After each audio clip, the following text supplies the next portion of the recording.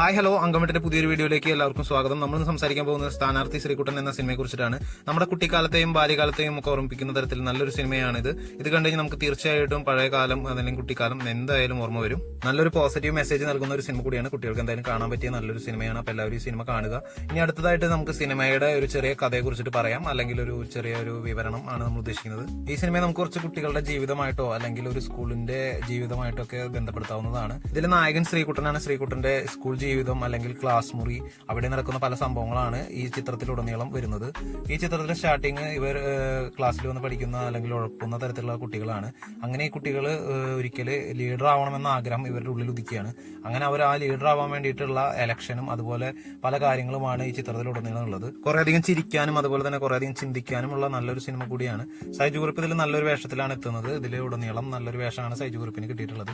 അതുപോലെ നല്ല രീതിയിലുള്ള ഒരു സിനിമ കൂടിയാണ്. ഇതിന്റെ ക്യാമറ ആയാലും അതേപോലെ നല്ല ഫ്രെയിമുകളായാലും ഒക്കെ നമുക്ക് നല്ലൊരു ഫീൽ കിട്ടുന്ന തരത്തിലാണ് ഇത് ചെയ്തു വെച്ചിട്ടുള്ളത്.